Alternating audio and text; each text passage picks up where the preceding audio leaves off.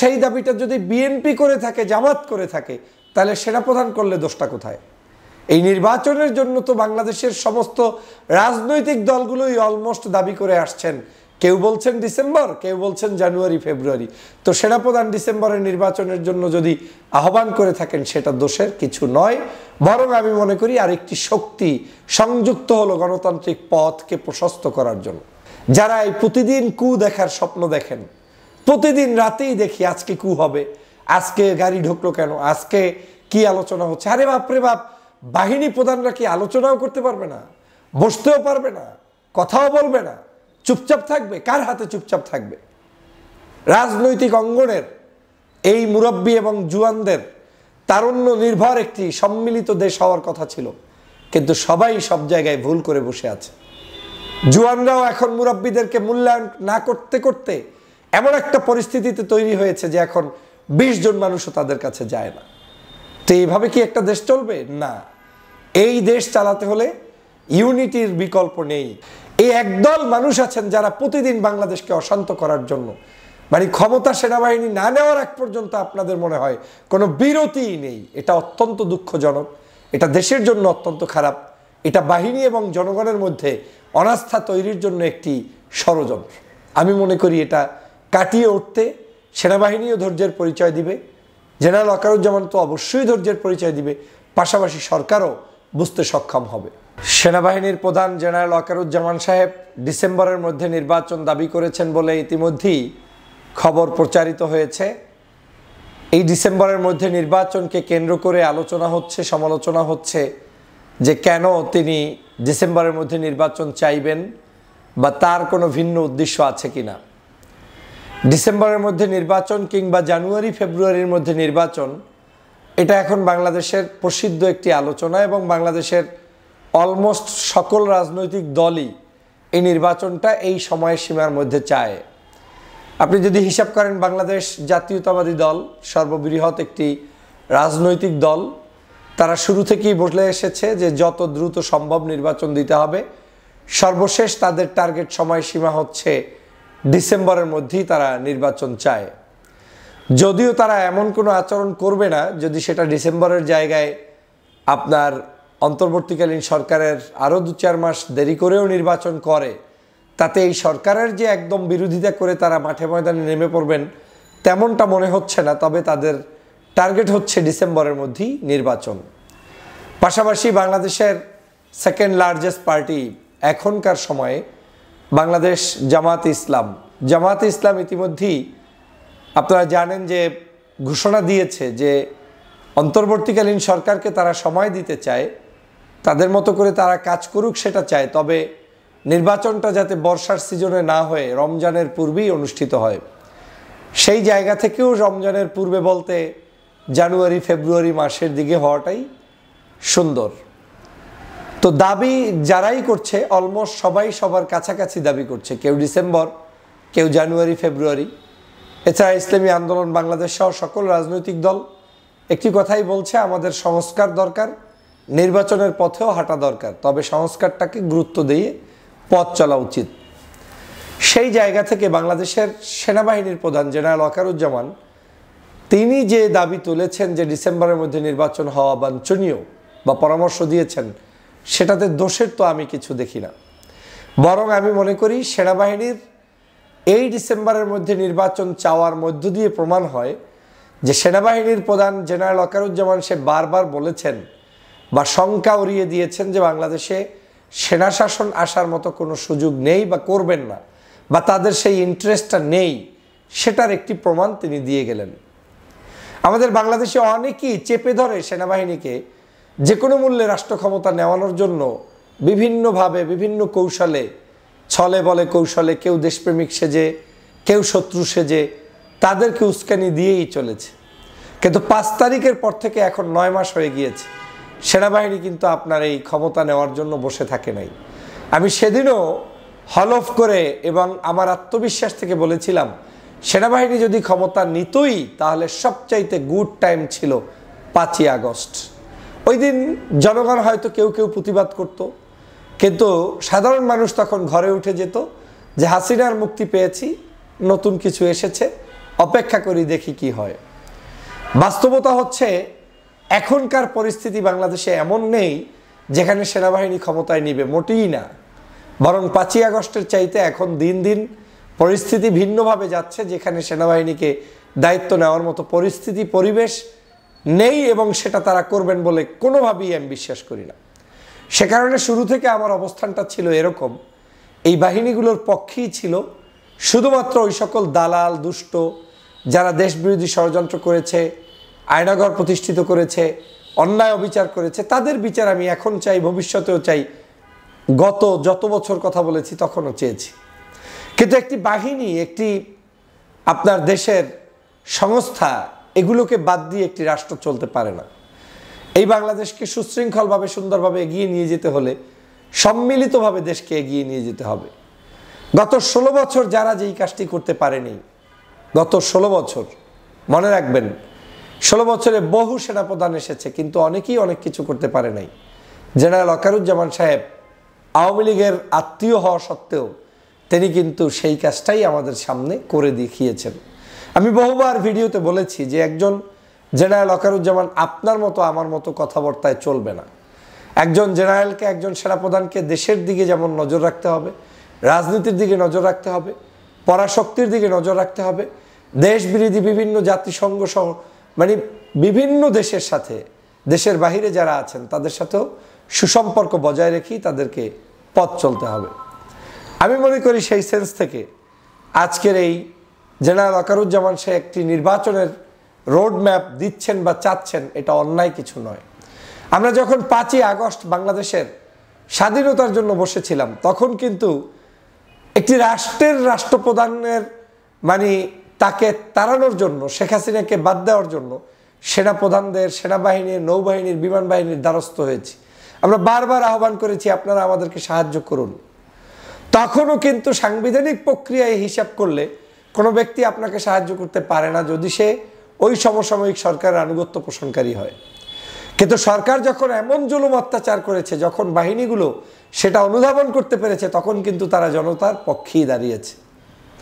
আজকে একই উপায়ে সেনাবাহিনী বাংলাদেশের একটি পার্ট। বাংলাদেশে আপনি প্রতিদিন বিভিন্ন ধরনের সমস্যা তৈরি করবেন আর সেটাকে মেনে নিয়ে চলতে হবে, এটা আমি বিশ্বাস করি না। এদেশের এই যে পুলিশ বাহিনী, আমরা বিভিন্ন টকশোতে দোষারোপ করি, বিভিন্ন সময় গালিগালাজ করেছি, 16 বছর অন্যায় অত্যাচারের জুলুমের শিকার হয়ে তখন বলেছি, কিন্তু এখন বলি না। কেন?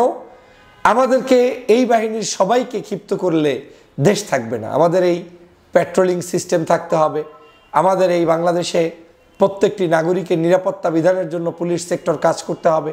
আমাদের এই বাংলাদেশে সবাই তো অপরাধী না, এবং সবাইও যদি অপরাধী হয়েও থাকে তারও আপনার ফর্মুলা আছে যে আপনি একদিনে এক মুহূর্তেই সবাইকে বাদ দিয়ে রাষ্ট্র চালাতে পারবেন না। আপনার হাতে আপনার পন্থী মানুষগুলো কোথায়? দেশপ্রেমিক পুলিশ কোথায়? দেশপ্রেমিক বাহিনী কোথায়?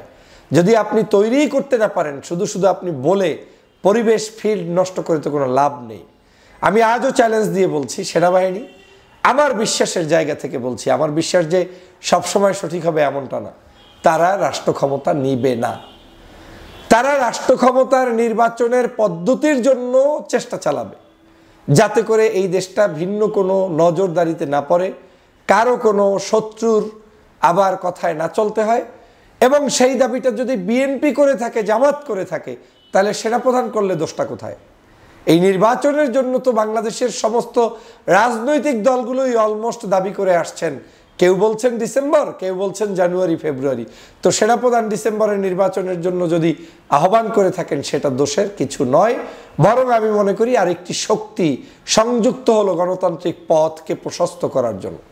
এখন যারা নিজের স্বার্থের জন্য কারো বিরোধিতা করেন, আমি সেটাকে সৎ বিরোধিতা মনে করি না। অনেকে আছেন একচেটিয়া আমাকে জেনারেল ওয়াকারুজ্জামানের বিপক্ষে বলতেই হবে, তাই বলি, একচেটিয়া আমার অমুকের বিরুদ্ধে বলতেই হবে, তাই বলি। এটা আসলে স্বভাবজাত হলে আমাদের উন্নতি হবে না।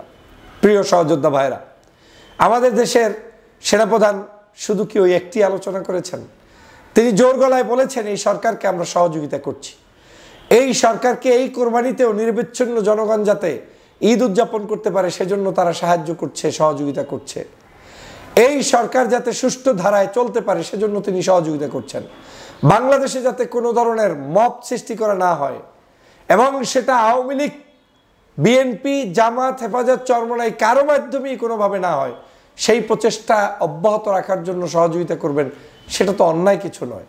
আমরা কোনো ন্যায়সঙ্গত দাবির বিপক্ষে যেতে চাই না, কিন্তু অন্যায় কোনো দাবি সেটাকেও আমরা মেনে বীরত্ব দেখাতে চাই না।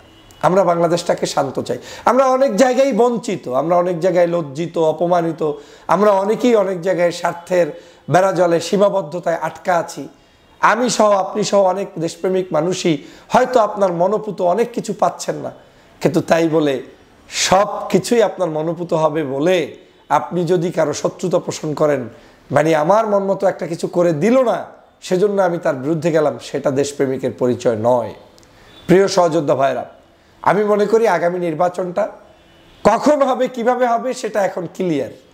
ডিসেম্বর, জানুয়ারি, ফেব্রুয়ারি, এই তো এর মধ্যে নির্বাচন হতে হবে। এখন আমাদের দাবি একটাই থাকতে পারে, সেটা হচ্ছে নির্বাচনটা কত সুষ্ঠু এবং সুন্দর হবে। এই বাহিনীগুলো যদি কোনো পার্টিকে উইন করার জন্য ভূমিকা পালন না করে, নিরবচ্ছিন্ন নিরাপত্তা দিয়ে যদি একটি সুন্দর সুশৃঙ্খল পদ্ধতিতে নির্বাচন করতে সহযোগিতা করে, তাহলে আমি মনে করি এই সেনাবাহিনী জাতির কাছে চিরদিন স্মরণীয় হয়ে থাকবে। যারা এই প্রতিদিন কু দেখার স্বপ্ন দেখেন, প্রতিদিন রাতেই দেখি আজকে কু হবে, আজকে গাড়ি ঢুকলো কেন, আজকে কি আলোচনা হচ্ছে, আরে বাপরে বাপ, বাহিনী প্রধানরা কি আলোচনাও করতে পারবে না, বসতেও পারবে না, কথাও বলবে না, চুপচাপ থাকবে? কার হাতে চুপচাপ থাকবে? রাজনৈতিক অঙ্গনের এই মুরব্বী এবং জুয়ানদের তারুণ্য নির্ভর একটি সম্মিলিত দেশ হওয়ার কথা ছিল, কিন্তু সবাই সব জায়গায় ভুল করে বসে আছে। জুয়ানরাও এখন মুরব্বীদেরকে মূল্যায়ন না করতে করতে এমন একটা পরিস্থিতিতে তৈরি হয়েছে যে এখন 20 জন মানুষও তাদের কাছে যায় না। তো এইভাবে কি একটা দেশ চলবে? না। এই দেশ চালাতে হলে ইউনিটির বিকল্প নেই, আমাদেরকে ইউনাইটেড হতে হবে, ঐক্যবদ্ধ হতে হবে, জাতিকে স্বপ্ন দেখাতে হবে এবং সকল বাহিনী এবং সদস্যদেরকে কাছে টেনে তারপরে দেশ এগিয়ে নিয়ে যেতে হবে। আপনার বর্ডার রক্ষা করতে হলে আপনি কি একা একা পারবেন? আমার যদি বিজিবি না থাকে, আমার যদি পুলিশ না থাকে, আপনার নৌবাহিনী না থাকলে আপনি সমুদ্র বন্দর নিয়ন্ত্রণ করতে পারবেন? বিমান বাহিনী থাকলে আকাশপথ নিয়ন্ত্রণ করতে পারবেন? সেনাবাহিনী না থাকলে আপনি আকাশ, নৌ, স্থল সমস্ত জায়গায় আপনার নিয়ন্ত্রণ করতে পারবেন? পারবেন না। এই বাহিনীগুলোকে আমাদের দরকার, কিন্তু এই বাহিনীগুলোকে যখন প্রয়োজন ছিল শেখ হাসিনার বিরুদ্ধে গর্জে ওঠার জন্য সাহায্য সহযোগিতা আমরা তখন কথা বলেছি, ডেকেছি, চেয়েছি এবং পেয়েছি, আলহামদুলিল্লাহ। কিন্তু এখন প্রতিদিন প্রতি মুহূর্ত আমাদের সেইগুলো নিয়ে দেশকে ক্ষতি করার আর কোনো সুযোগ নেই। অতএব আমি জেনারেল ওয়াকারুজ্জামান সাহেবের এই সকল ভালো উদ্যোগের পক্ষে। আমি গত কয়েক মাস আগেও জেনারেল ওয়াকারুজ্জামান সাহেবের একটি বক্তব্যকে কেন্দ্র করে বাংলাদেশ তুলকালাম ঘটেছিল যে ফুল স্টপ, আর কোনো এভাবে চলতে পারে না, চলতে দেয়া যাবে না। ভালোই বলেছিলেন। বাংলাদেশের চুরি, ডাকাতি, হত্যা, সন্ত্রাস সেই সকল কার্যক্রম তো চলতে পারে না। সেটাকে বন্ধ করার জন্য তিনি যে কঠোর হস্তে বক্তব্য দিয়েছিলেন, এই বক্তব্যটির পরে অনেকে বলেছিলেন উনি মনে হয় কয়েকদিনের মধ্যে কি জানি ঘটায় ফেলবে।